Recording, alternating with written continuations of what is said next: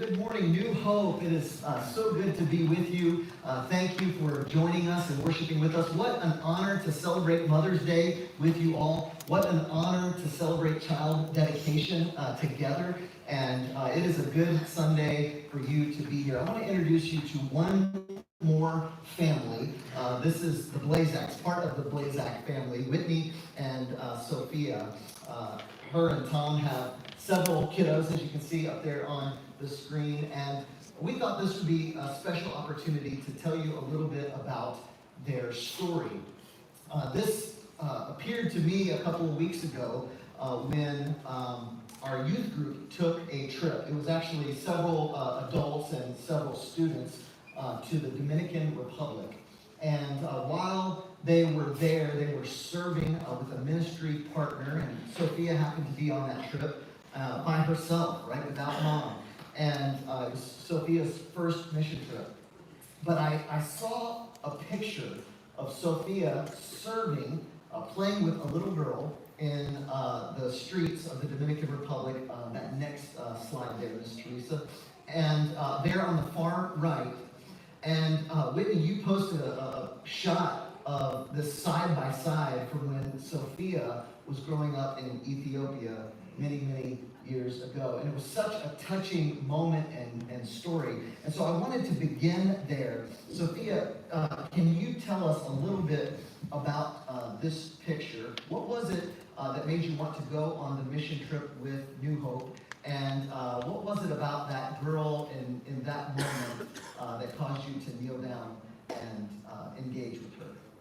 Yeah, I saw her playing in the mud and I just went and played with her because it just brought memories that I used to play in the mud and just where I lived from, and just God just pursued me to go serve and just wanted to travel and serve like my parents served me.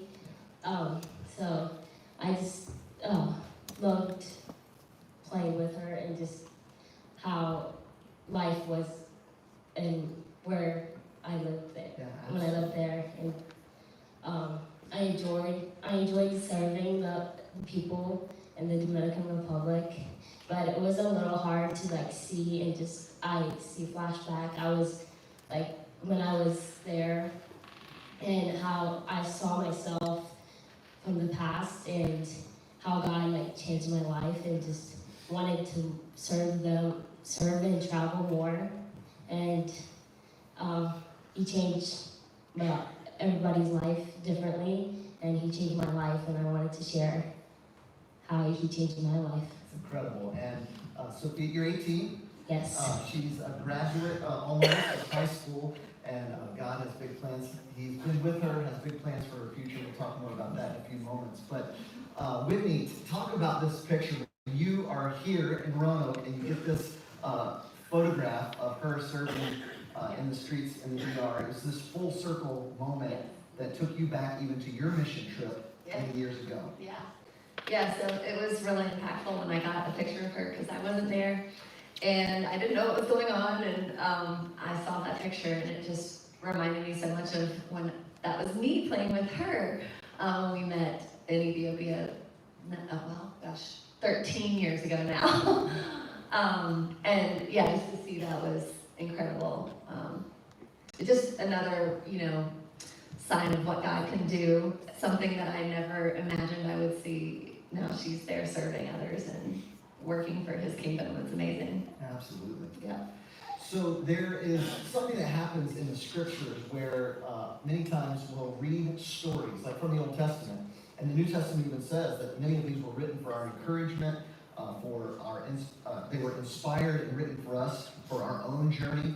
And even the Apostle Paul, he tells his story. All of these stories are leveraged toward God's glory. And so part of this story that we want to share today from the Blazaks is doing that very same thing. We're just continuing in the tradition of telling how God has moved in people's lives and how that inspires us in the lives that we live now in 2025.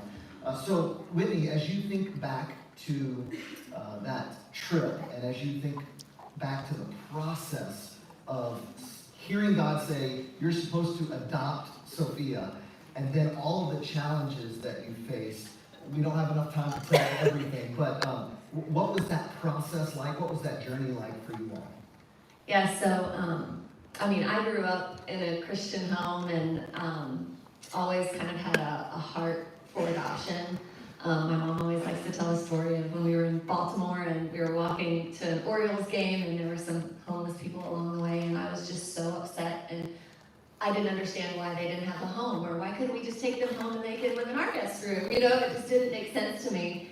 And so I just always had that, compassion for people who need a home. And so then fast forward a few years later, and Tom and I are married, and it was our 5th year anniversary, and we were like, okay, we'd saved all this money for a cruise, but we both felt called to serve somewhere in some third world country, and we ended up in Ethiopia. And it wasn't to adopt, it was to just serve. But God obviously had other plans, and that's what he likes to do, is just, take your plans and make them better. So Absolutely. that's how we got to Ethiopia, where we met. Yeah. And in that moment, you feel called to adopt or to pursue the adoption. What was that like over those next 4 long years? Right. So, well, we met her, we were in the village serving. It was a village that was kind of surrounding the city trash dump in Addis Ababa, which is the capital city of Ethiopia. And we were working with some women that were making beaded jewelry like this, and some paper beaded necklaces and things. And there were a bunch of kids running around that compound because a lot of those ladies were their mothers. And so Sophia walked into the room while we were sitting there visiting with them, and I actually snapped like a picture of her, and then she kind of walked over to me and popped up on my lap, and even though we didn't speak the same language, and I didn't even know her name at the time, we just had this bond, and we sat and sang and, played together all day. And the other interesting part too is that Tom my husband is more of the practical, logical one, and I'm more of the emotional, feeling dreamer one. And by the end of that day, it wasn't just me, it was also him who felt like she was our daughter. I mean, we both, when we came back the next day into the village, she ran through the crowd of missionaries, like into my arms, and when I held her, I literally felt like it was my daughter. I had one child at the time, and I was like, okay, this is crazy. I'm not making this up. And he felt the same. So, we decided that we were going to pursue adoption, and we were told that it was impossible and we couldn't do it. That she was not in an orphanage at that time. You had to be in an orphanage with all the documentation saying that, you were a true orphan, and I had to be paired with an agency here in America, and they had to match, and there were all these steps that you had to go through, and she had no documentation. Nobody even actually knew her story at the time. We started asking around that day who she was, who her mother was, because I thought maybe her mother was sitting in that room. And it turns out she had just been brought to that village from a countryside village where both her parents had passed away. And her aunt, who was blind and living in this village surrounding this trash dump, took her in thinking, maybe she'll have a chance here. And so that's kind of how we got connected and kind of started the journey. Yeah. And the hurdles, right, and the obstacles, it's actually relentless love, right? Like the theme, you picked this theme because you're like, if this is God's will, then God is absolutely going to make a way. Yeah. And you just kept attacking one by one each of those hurdles. That's right, and that was the thing people kept saying, throughout the years. It took 4 years before she came home, and they would say, how did you keep going? What did you, how did you do that? Why didn't you stop? It was so hard. There was no way. And we just said, God, relentlessly pursues us, and we were going to do the same for her. We loved her. She was our daughter. If I had Sydney, the one child I had at the time, and she was left in Ethiopia, and people told me that I couldn't get to her and bring her home, nothing would stop me, nothing would stop me, and that's how we felt about Sophia. So she was ours, and we did know that, God can make a way where there is no way, he can make a way, and what doesn't make sense to human logic and understanding is it's not an obstacle for him. So he did over the next 4 years. He moved some major mountains. We were able to get all the documentation that we needed for her with the help of people there on the ground in Ethiopia. I mean, God just put the right people in our path. And then actually 2 years in, we were with an adoption agency in the United States that turned out to be corrupt. And they had been like child trafficking and were providing fraudulent documentation. And so they were completely shut down. All of the money we had raised with our t-shirts, and we were selling some of the beaded jewelry that the women in the village made. All our money was gone, and Ethiopia actually shut down adoption, and they said, nope, like too much corruption, we're not doing this anymore.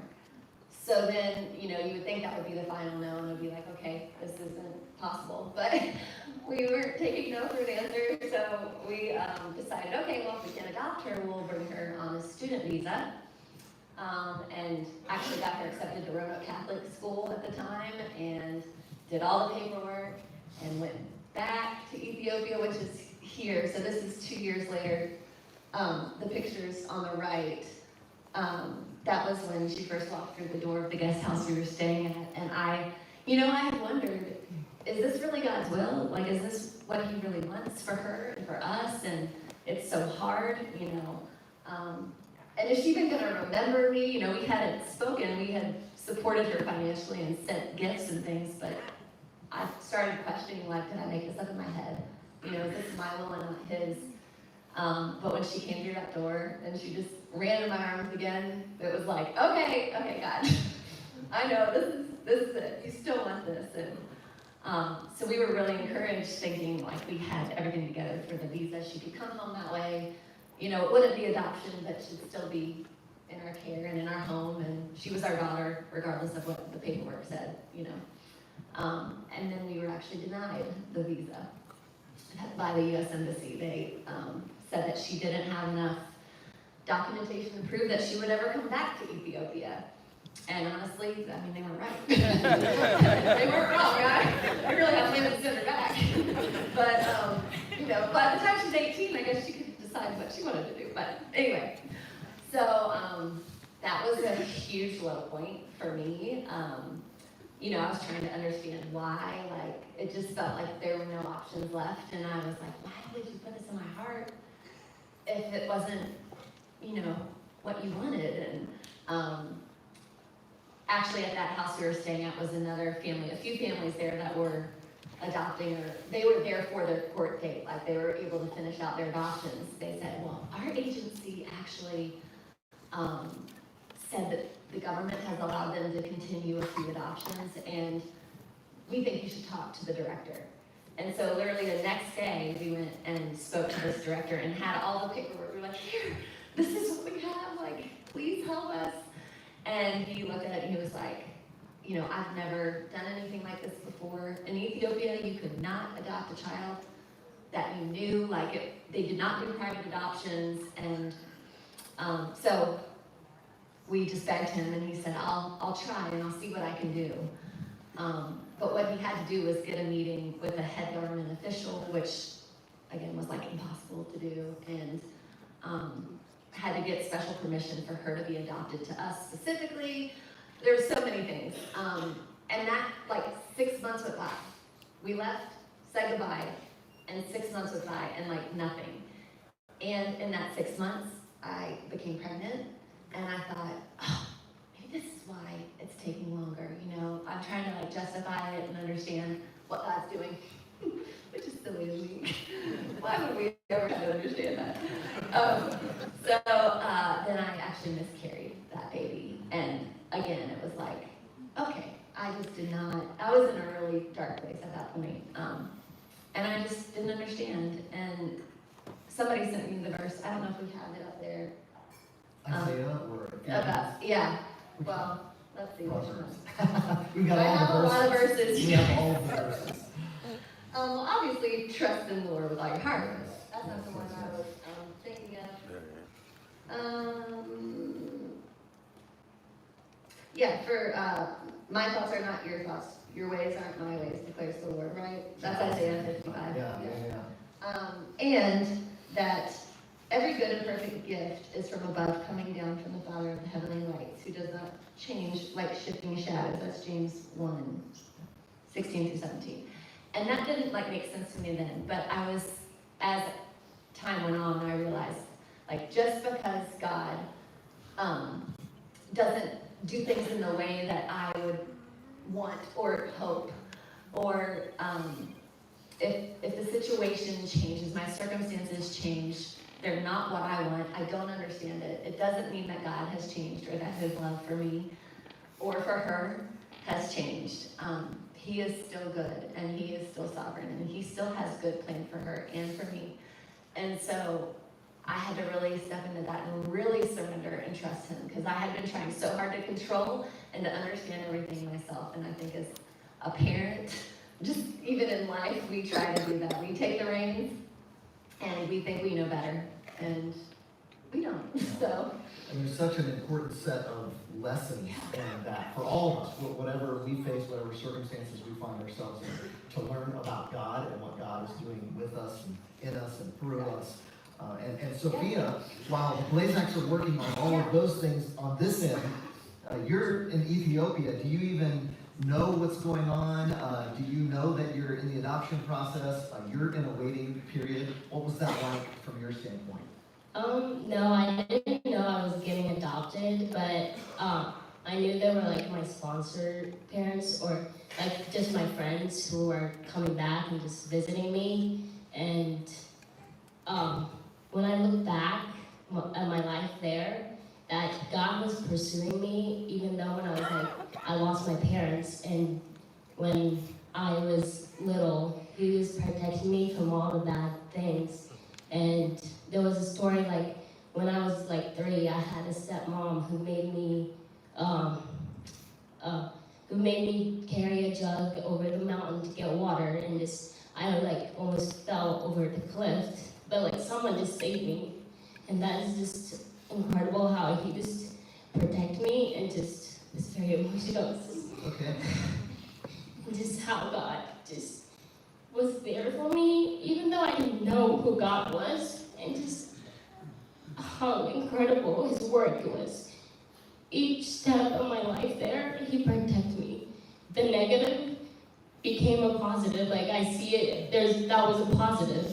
And when I was mad, like why these things happened to me, now he showed me like how his work was a positive. Like one day you will understand like what I'm doing for you. And it's just so amazing how God can change people's life. And he changed my life and protected me. And like he does that for everybody. And people, if they don't know it, God is with you. God is with you every step of the way. Even though if you deny him, he's still gonna be with you. And that's the most important part.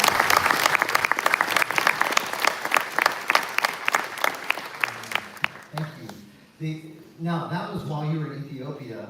Yes. Then you come to America. You're adopted and brought here. That was really another set of challenges that you had to face. New language, new culture. She was, you all met when she was 5. 4 years go by. She's now 9 years old. And so being introduced to a new culture, a new family, a new language you didn't know, English, and going to school, now having siblings. What were those experiences, the good and the challenging ones, coming here and being with the Blazak family? Yeah, it was very challenging to adjust to a different country and just the culture. And when I got here, I got car sick like all the time, and not used to cars and like what is car, and She like never ridden in a car, so she got, It's like the mountains and the Yeah. turns and she would get motion sick just looking at a car. after like when I got picked up at the airport, and when we got in the car, and I was just like, I don't want to be here. Like This was, let me comment on these pictures real quick. This was the first night home here. Family movie night is a big thing in our house, and so we all piled in our bed. We got mom and dad's big bed, and we piled in and had a movie night, and she and Sydney fell asleep like that in our bed that first night. Yeah, and it was just amazing to have her home finally. Which I did never finish the story. We did get her home 2 years later after we got that yes from the government official, and she came home, and yeah, all the And you loved pizza. yeah. And you thought you loved swimming. That was the first thing on my mind. Was like, oh, people say in America people swim. I was like, let's go swimming, and then I got in the pool and I was terrified. I don't know why there's water all over me, and just terrified to swim. And She did it, but she did it. She didn't give up. She did it. Yeah. Yep. And we put yeah. the baby monitor picture here Yes, because that's another one of my, I was afraid moments. So when she came home, it's kind of like a wedding where you prepare and you anticipate and you look forward to the big day, and then you get married, and then it's like, oh wait, now we're married and we have to work at this, and What do our we do real now? life starts, right? Yeah. So that's sort of what happened. All of this had built up for 4 years, and these miracles, and oh my gosh, she was finally home, and then she gets home, and I'm like, oh, now what? I've got 3 other kids at the time, a baby, I'm still nursing, and this child who I loved and knew was my daughter, but I didn't know her, and I didn't know all the ins and outs. And in Ethiopia, she was doing her thing, That second time we came, we went to see her, and they were like, oh, we don't know where she is. She's out. We were like, what? How's she out? She's 7. But she was just, I'm gonna play it in the street somewhere. We didn't even see her till the next day. So she had this idea of freedom. And so I wasn't sure she was gonna just walk out our door, and I don't know where she would go. And at school. Oh, and at school she did. Yeah. What was that? So my first day of school, we were at recess and just playing, and then I see down there my little sister, that was Sydney. Playground, yeah. And it was a different playground. It was for the little kids, and I was like, oh, I saw someone I knew. Just went to her, just going to play with her, and the teachers were like, where is she? And I didn't know you can't go wherever you want here. And I was like, I can do whatever I want there. When I was in Ethiopia, I did whatever I want to do. Because I didn't know having a parent, what it's like having a parent, because I never had a parent who tell me you can't go here, you can't do this to protect me. But there, God protected me, that I see. But I did whatever I wanted there. Now here, I just had to learn how to not do whatever I want. I'm not boss anymore. But I sat under all night. I mean, I think I slept less when she came home than when I had a newborn baby. I just was watching like a hawk, We just. But I also, again, it took time for me to learn that, God was in control, and He had us, and she did not leave our house, thankfully. But there was adjustment for all of us, and even the siblings. She had older siblings that weren't really around in Ethiopia. She didn't even honestly know where they were at the time. But here, she was the oldest, and she had a lot of younger siblings, and just trying to fit in and figure that out, and How to be an older sister Yeah. is something new. Yeah. So I'm not used, I was the youngest, and I only had one older sister that was Susie, who took care of me, but the rest of the siblings I didn't know, and now how to be an older sister was a little struggle for me. And I can't imagine the challenges from 9 years old now to 18 years old. Yeah. The language, the education, the family dynamics, growing up in the faith with your family, all of the incredible good and challenges that come with that. I'm reminded of James chapter 1 that God cares for widows and orphans. If you look throughout the scriptures, God's heart is with the poor. God's heart is with the oppressed. He cares for all of His children who are us. We are created in His image. We have left the Father, and so then because of Jesus' sacrifice on the cross and resurrection from the dead, Galatians chapter 4 says, we are now adopted to sonship and daughtership. We become children of God. We are brought into God's family by the love and the grace of Jesus. What an incredible testimony that this is, that points to the testimony we all share, those of us who are in Christ. So, Whitney and Sophia, I'm thinking about your name. Sophia is wisdom, but in Ethiopia and Harek, you had a given name there, and that name meant something, and it was a real lesson that all of you had to learn. Yeah. What was your name? Tigist, Yes, and what did it mean? patience. Yes. So I thought that was kind of a mean joke. Because I would say, you know, I always, as a parent, pray for patience, right? But then you literally gave her to me, and then made me be patient while I waited for her. Yeah, that is incredible. And not just that lesson, but Yeah. both of you, you have learned so many things through this process. What on this Mother's Day are some of the lessons that we can take away from how God has worked in your family? Okay, I'll start. I mean, I have numerous, but I think one of the main ones that I wanted to share is that just because something is hard or challenging doesn't mean that it's not God's will for your life. And honestly, it probably does mean it is. He doesn't promise us that things are going to be easy, but he does promise us that he's always going to be with us, and he's never going to leave us, and he's going to protect us, and we don't have to be afraid. And that's something that took me a long time to learn, and I'm still learning it. So that was one of them, and then the other one is obviously just trusting his timing and his plans, and that is much easier said than done, because I think we all have our own desires, you know, and good desires for our life and our family, and but you know, his ways are higher and his thoughts are higher, and we can't presume to know or understand at this point in our life anyway. So just to trust him and really surrender to him, and he'll lead you where he wants you to be. And sometimes that doesn't look like where you thought it was, but Absolutely. just continue to cling to him for sure. And Sophia, we talked about a couple of verses that stood out to you in John and in Deuteronomy 31.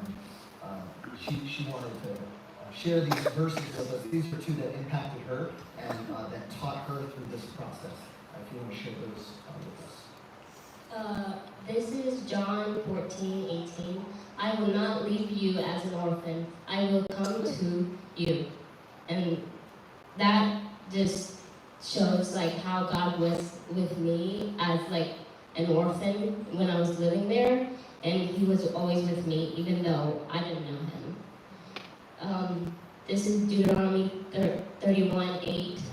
The Lord himself goes before you and will be with you. He will never leave you nor forsake you.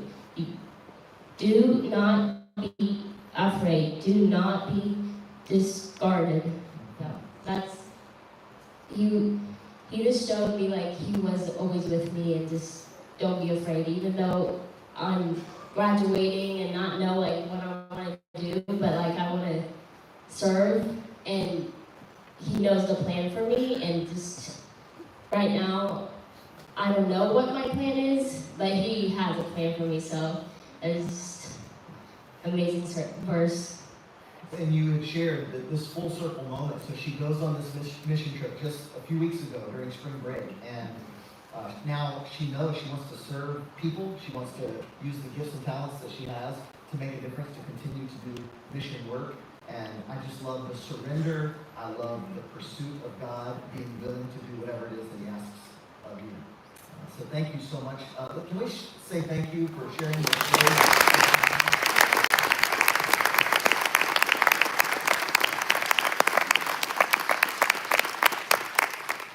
It's an incredible honor for all of us to be given a story. You have a story too, and it's a story that you can share to God's glory. Good, the challenging, and everything in between. And those testimonies are really, really powerful as you live in your neighborhood, as you share with your coworkers, as we all have an opportunity to give a reason for the hope that we have that is in Jesus. And so let's use our stories to the glory of God.